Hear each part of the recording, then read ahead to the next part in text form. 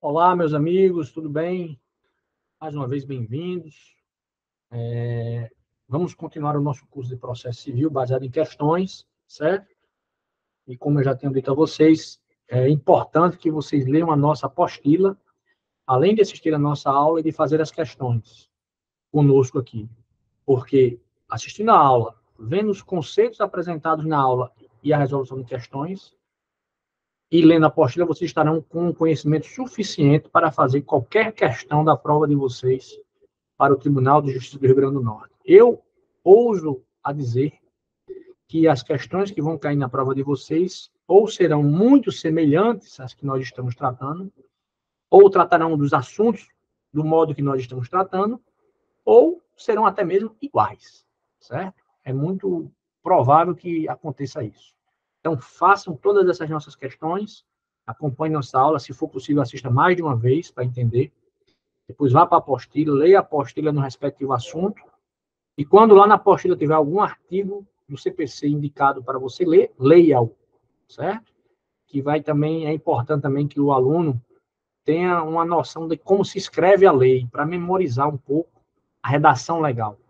Mas eu tenho percebido nas questões que trago que a FGV não usa muito redação literal nas questões, certo?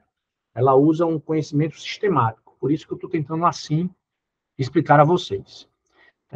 Continuando, então, nossa aula, sem muita demora, né? Vamos já partir para a análise da próxima questão do nosso curso. Beleza, doutores?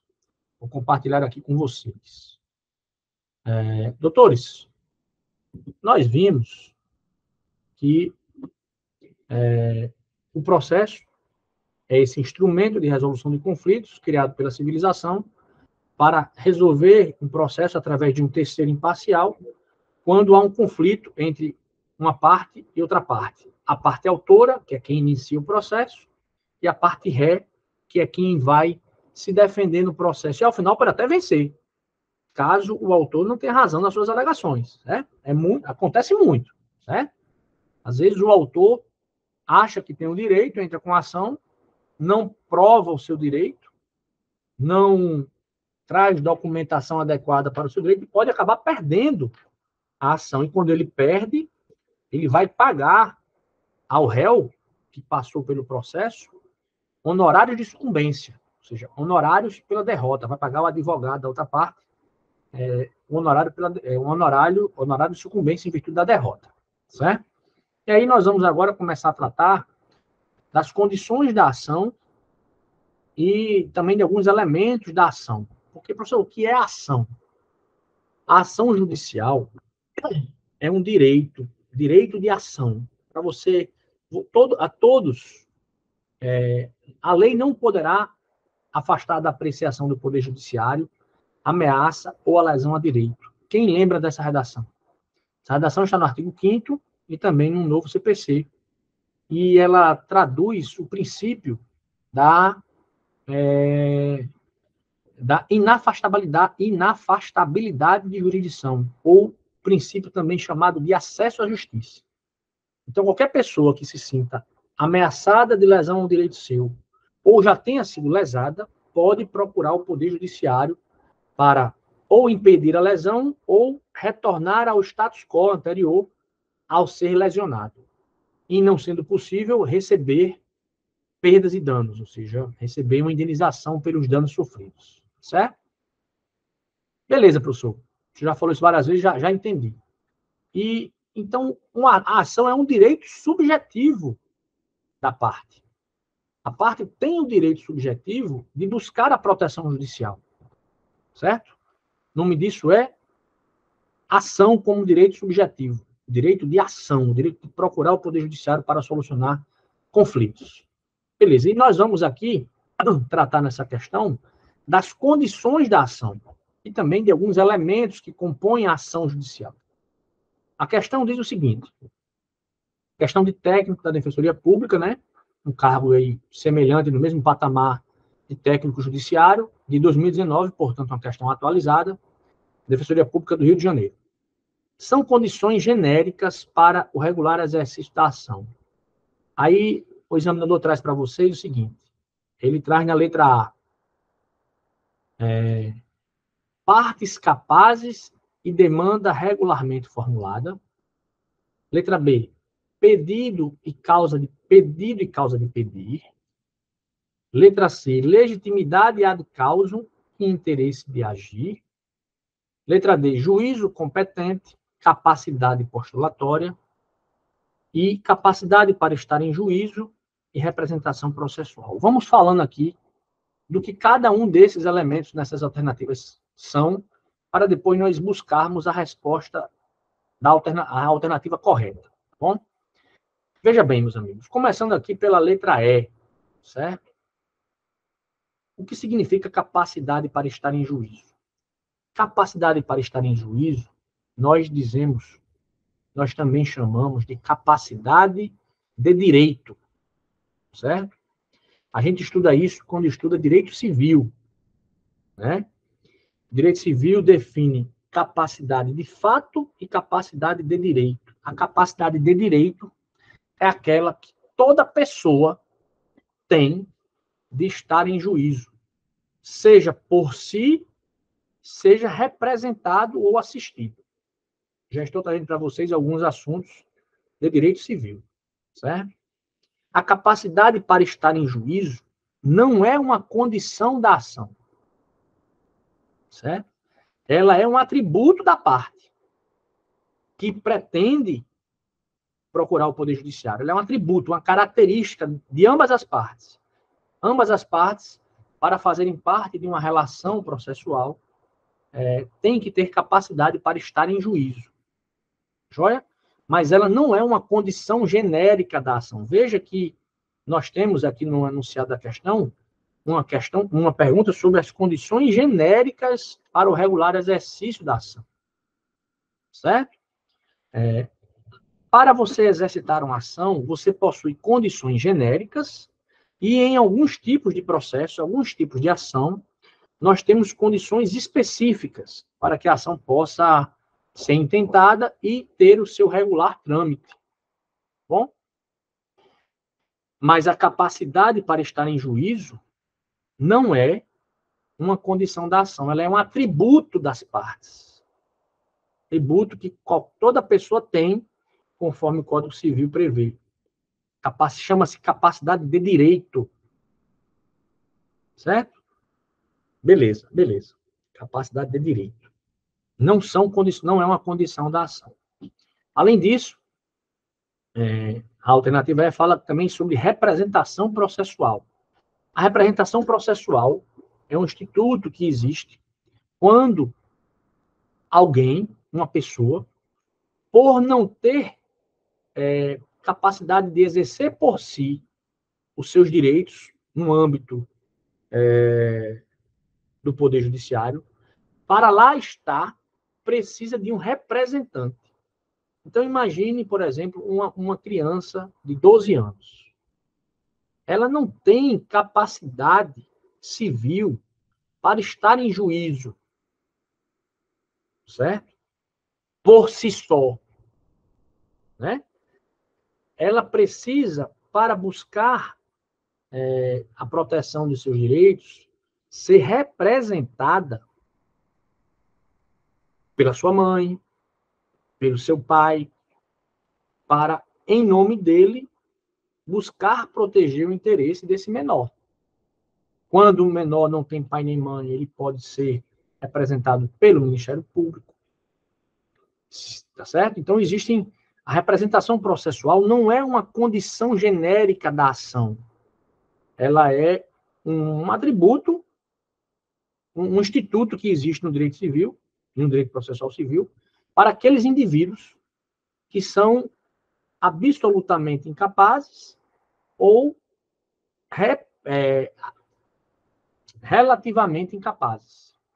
Essa matéria nós vamos estudar quando nós estivermos estudando capacidade no direito civil, certo? Nós daremos aulas sobre esse tema. Em breve estaremos gravando as nossas aulas e repassando para vocês. Mas a representação processual também não é uma condição genérica da ação. Eu já vou explicar para vocês dizendo quais são as condições genéricas da ação, porque assim vocês compreenderão melhor. As condições genéricas da ação são 3. Vale a pena memorizar, certo? A condição genérica da ação número 1 é a possibilidade jurídica do pedido. A segunda condição genérica da ação é a legitimidade para a causa.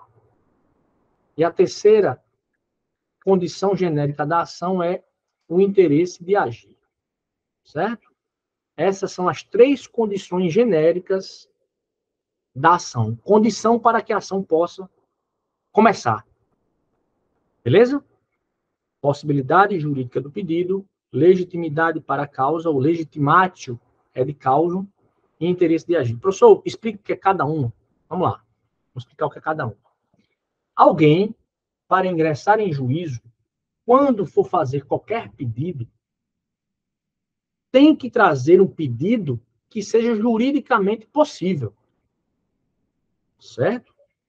Eu não posso, por exemplo, entrando com ação em meu interesse, pedir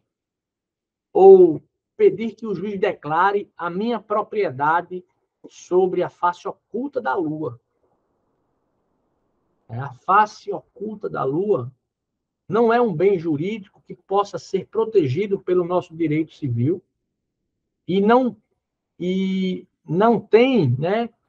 E não há ainda aqui na planeta Terra alguém que tenha a propriedade da face oculta da Lua. Por isso que é um pedido juridicamente impossível. Não só juridicamente, faticamente impossível.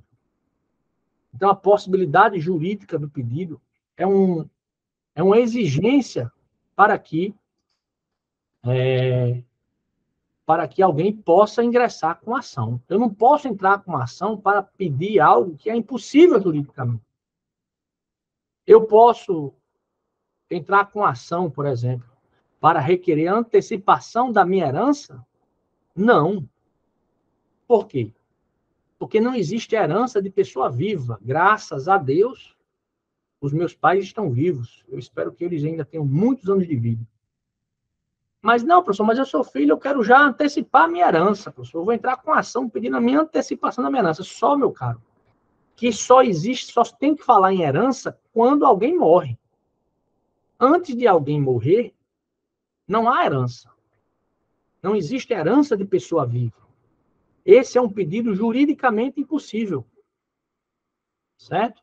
Então, uma ação em que alguém proponha, pretenda ter como resposta um pedido que é juridicamente impossível, ela não atende uma das condições da ação. E, por isso, autoriza ao juiz a decidir de pronto pela extinção do processo sem julgamento do mérito. Bom? Beleza.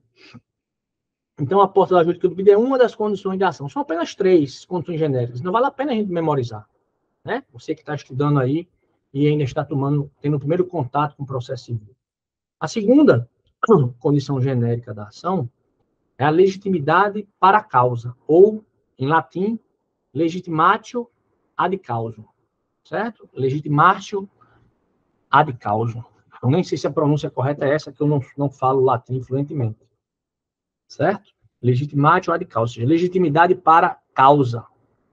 É possível, nós até já fizemos uma questão aqui envolvendo esse tema, quando eu disse a vocês que uma pessoa não pode ingressar em juízo pleiteando o direito de outrem. Essa é a regra.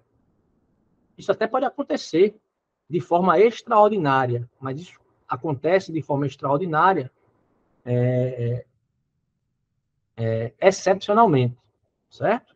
Nós, quando surgir um momento adequado, vamos apresentar questões tratando de legitimação extraordinária. Mas a legitimidade ordinária para estar em juízo é que a pessoa que pleiteia o direito seja a titular do direito.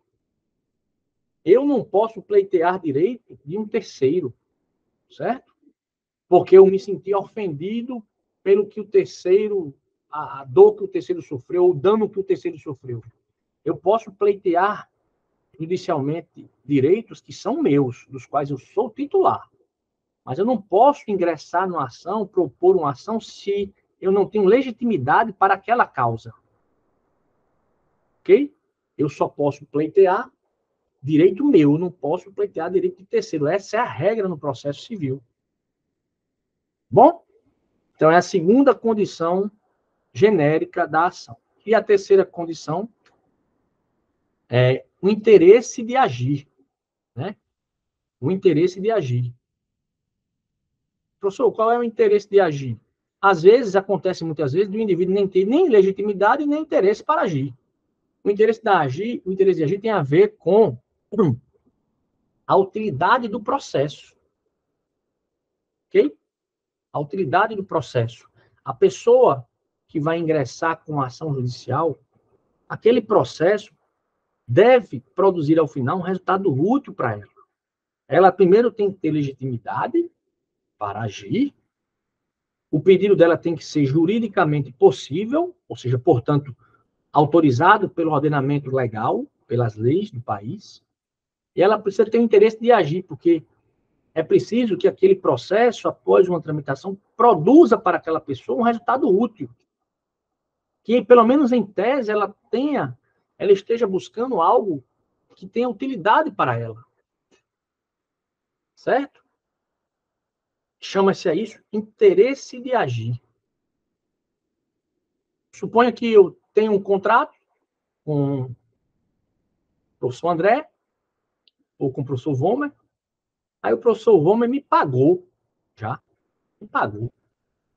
Aí eu entro para ele me pagar de novo. Ora, esse processo aí vai ter um vício, uma condição da ação. Porque se ele já me pagou, qual é o interesse de eu movimentar a máquina processual? Qual é o interesse que eu tenho para agir se ele já me pagou?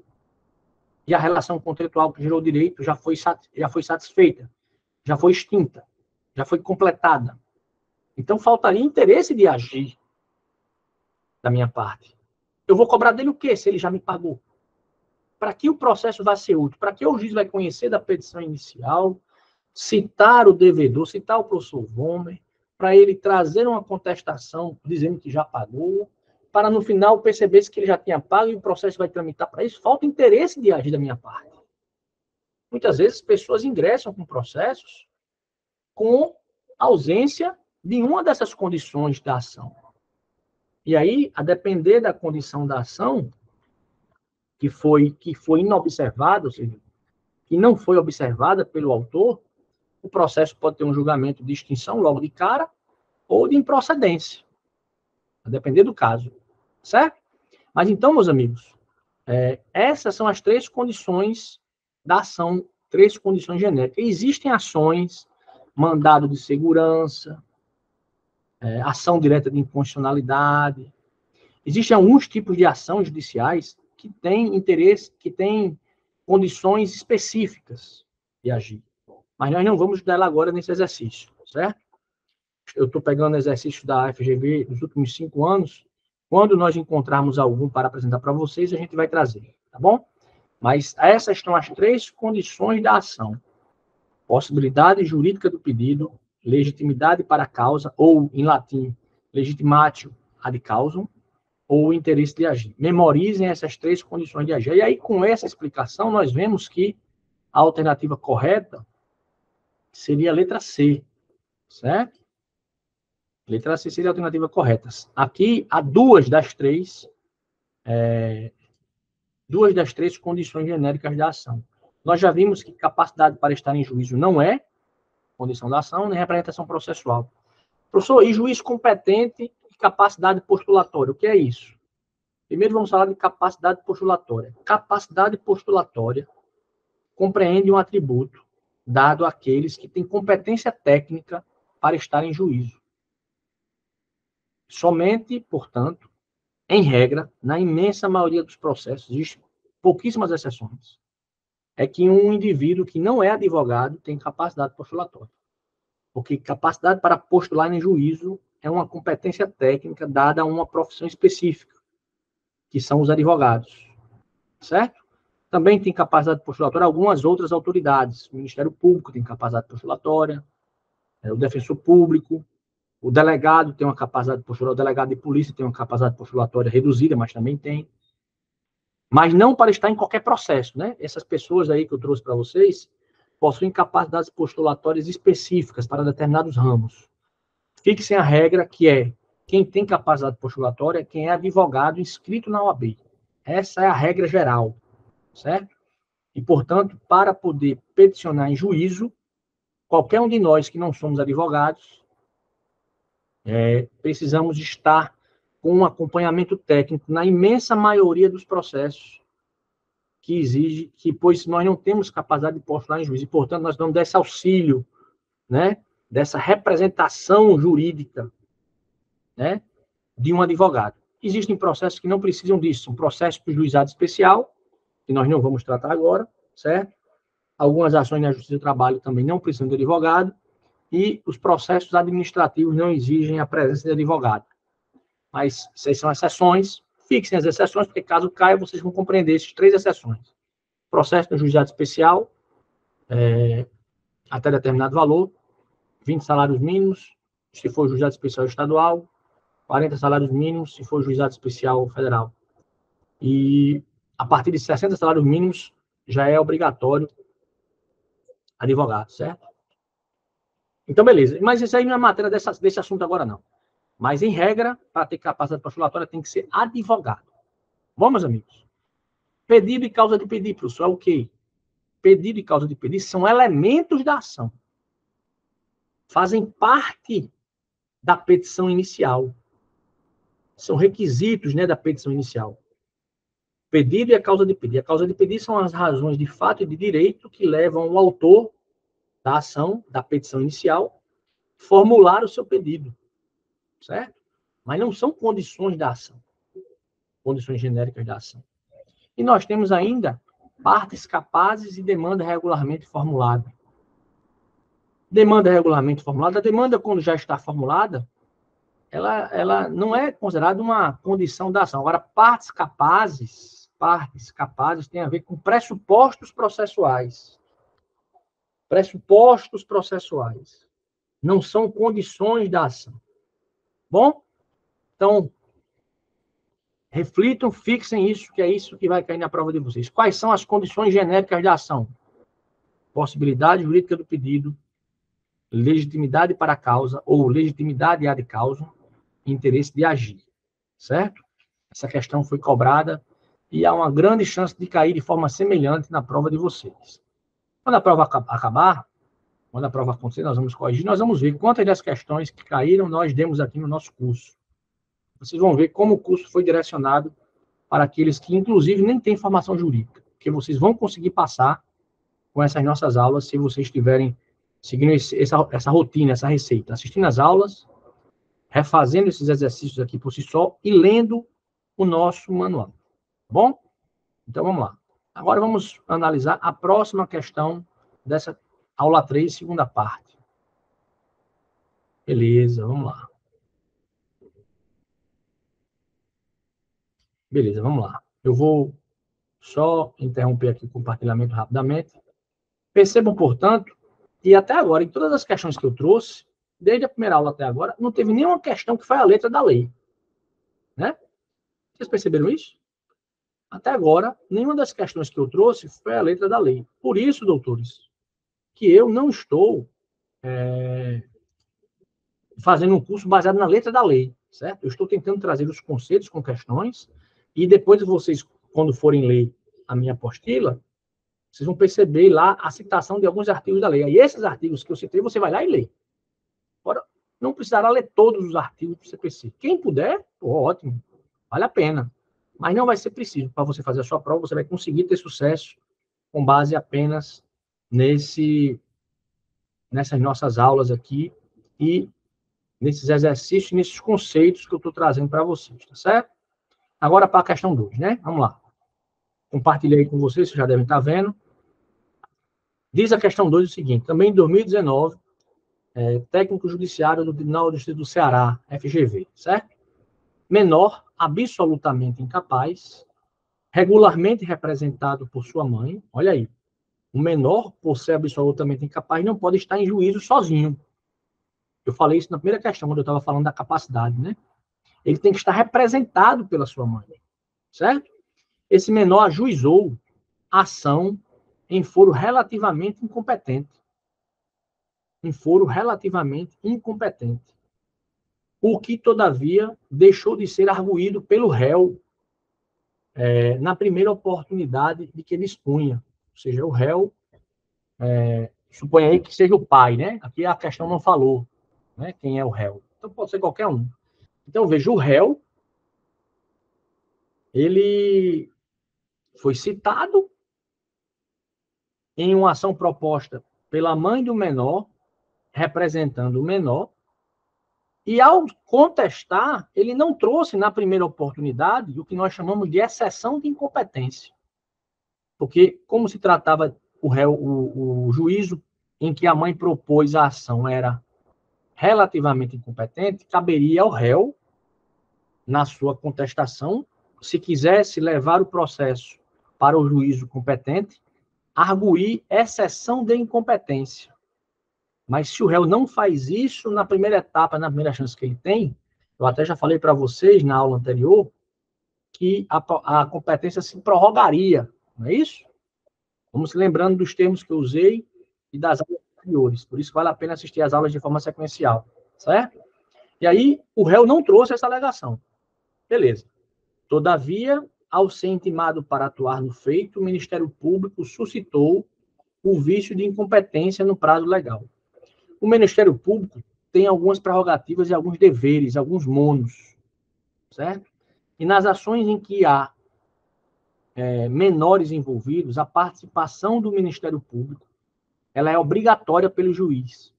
O juiz tem que ouvir o Ministério Público opinar nas ações de natureza civil até, em que há menores envolvidos, porque o Ministério Público é o responsável pela defesa dos incapazes, dos interesses dos incapazes. Essa é a regra, certo? Então, o Ministério Público sempre atua nos processos em que há menores envolvidos, para proteger o interesse do menor e para fiscalizar o correto cumprimento da lei. Tá bom? E aí a questão diz que a mãe ingressou com esse processo representando o menor, beleza, num foro relativamente incompetente. Só que o réu, após citado, quando contestou, não trouxe a exceção de incompetência, não trouxe a notícia para o juiz de que aquele juiz ele era incompetente. Se o réu tivesse trazido, o juiz já iria se reconhecer incompetente e mandar o processo para o juízo competente. Beleza.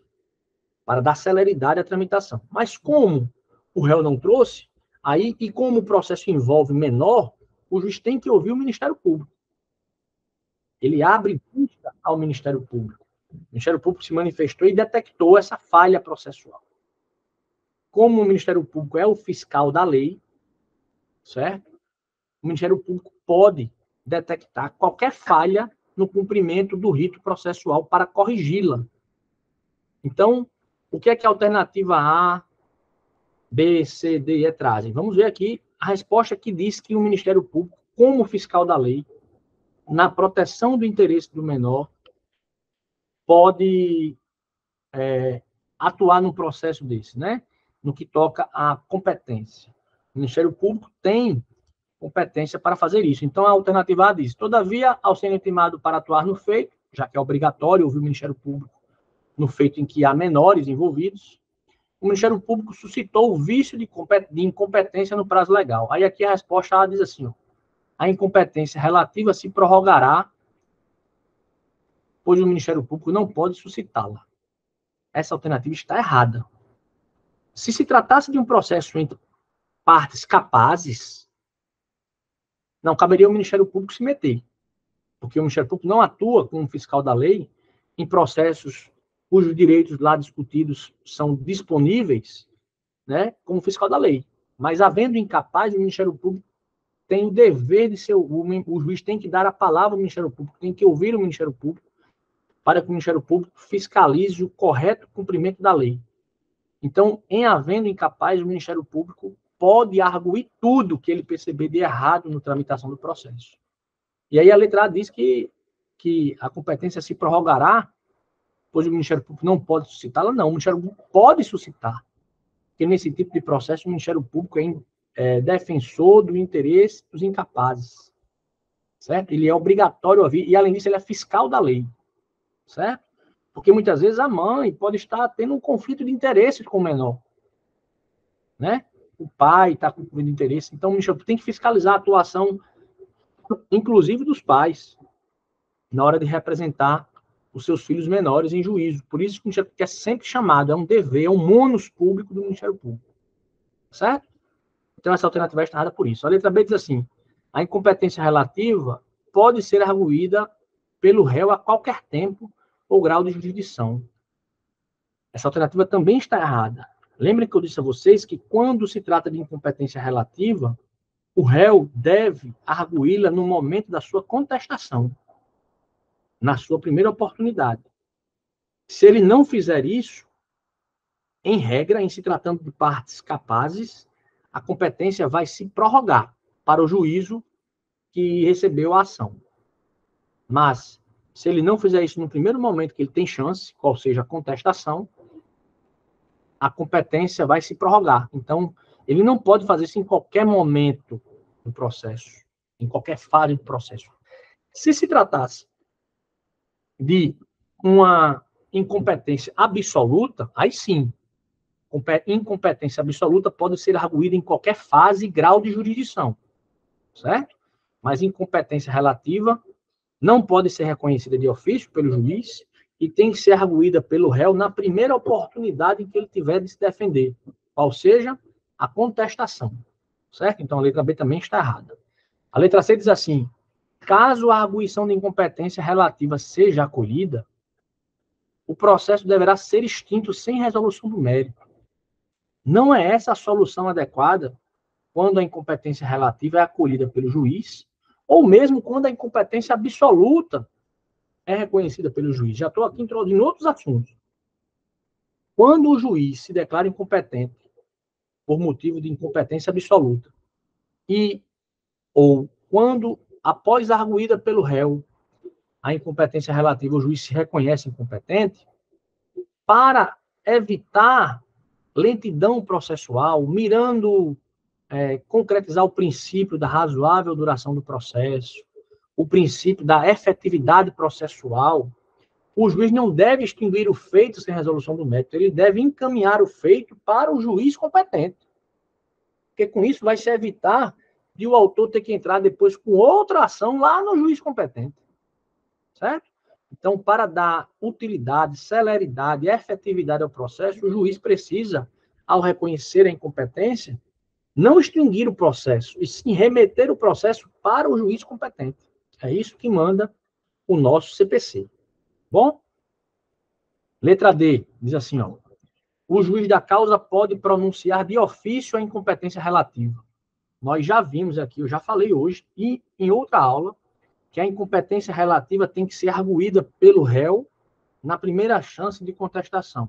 E no caso de um processo em que haja incapazes, o Ministério Público, atuando como fiscal da lei, pode arguir qualquer matéria, inclusive a incompetência relativa.